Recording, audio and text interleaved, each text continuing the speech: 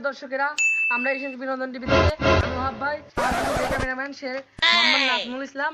তো আমরা ইতিমাত্রই খবর পেলাম যে আমাদের এই গণভবনের পাশেই রয়েছে দুর্দর্শ আয়নাঘর, যে যা আপনারা সবাই জানেন আয়নাঘরের কথা। তো আপনারা আমাদের পাশেই থাকুন এবং আয়নাঘর আমাদের পিছনে দেখবেন। আসুন আমাদের পিছনে।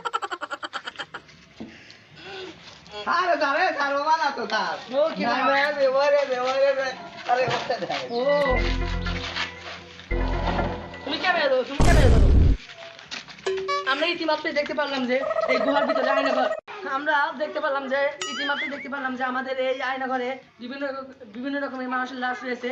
এর ভিতরে ঢুকে গেলে আমরা দেখতে পারবো আমাদের সেই বিশাল ভয়ঙ্কর আয়নাঘর। তো ক্যামেরাম্যান আমাদের পিছনে আসবেন। চশমাটা ধরো তো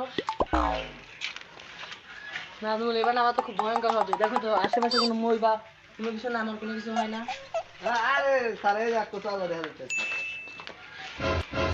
দর্শকেরা, আমরা এই চকো দিয়ে সুরঙ্গের পথে নামবো। আপনারা আমাদের পিছিয়ে আসেন।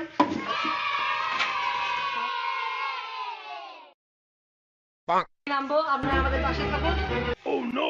পড়ে গেলে আমাকে তুলবেন। এর ভিতরে খুব ভয়ঙ্কর ভয়ঙ্কর হাড্ডি আছে। সুপ্রিয় দর্শক, আমরা দেখতে পেলেন আমরা সুরঙ্গ নামার পরে কোথায় পৌঁছে গেছি। আমরা গেছি ফুল আয়নাঘরে। তো আপনারা আমাদের পিছনে আসুন, দেখুন আয়নাঘরে মৃত্যু এবং কি রকম কঙ্কাল আছে তা দেখুন আমাদের পিছনে আসুন।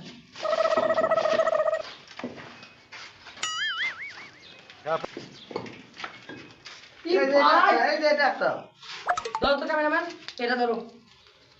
মনে হচ্ছে ৩,৫০০ বছর আগে এনার যে অবস্থা, মনে হচ্ছে যে ৩,৫০০ বছর ধরে ইনি পড়ে আছেন।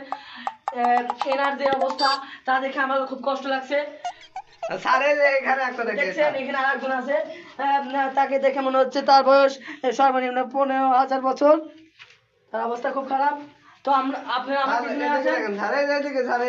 এখানে প্রায় কক্ষ আছে ১৬ থেকে ১৭টা। এটাতে কেউ নাই অবশ্য, কিন্তু খুব কঙ্কাল আছে এটাতে। এখানে একজন আছে,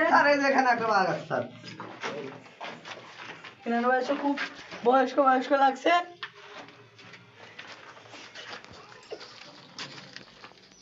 এদের কষ্ট থেকে আমার খুব খারাপ লাগছে। এরা যদি বেঁচে থাকতো তাহলে আমি এদেরকে মানে কোনো রকম ভাবে বাঁচানোর মানে একটা চেষ্টা করতাম। তো আসেন, ওই সাইডে এখনো তাও ৯০-১০০টা রুম আছে। আমাদের পাশে আমাদের সাইডে আসেন। এই সাইডে যথেষ্ট পরিমাণে রুম আছে। আয়নাঘর এটা, বুঝলেন?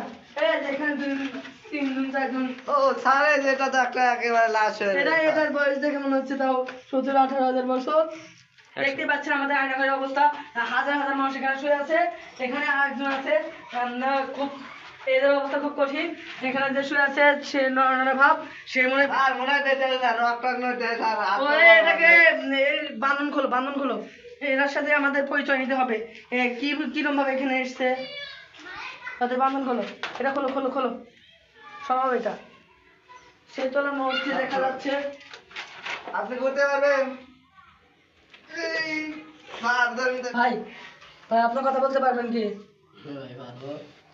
ভাই? আপনি এখানে কিরকম ভাবে আসলেন ভাই? আমাকে কিছু বলেন। আরে ভাই, দুঃখিত কি কই ভাই, সুদের এই রাত্রে আমি রাস্তাতে হাঁটতেছি, এমনি পরে কিছু লোক এসে আমাকে নিয়ে আসছে এখানে। ও, আপনার এখানে কোনো খাওয়ার কষ্ট হয়নি? আরে ভাই কি করবো, খাওয়ার কষ্ট সেই খাওয়ার কষ্ট। প্রিয় দর্শকরা, আপনারা দেখতে পারলেন আমাদের সেই হাসিনা আয়নাঘর। আমরা আসলে ভিডিওটা হাস্যকরভাবে বানিয়েছি। ভিডিওটা ভালো লাগলে লাইক, কমেন্ট এবং সাবস্ক্রাইব করে আমাদের পাশে থাকবেন।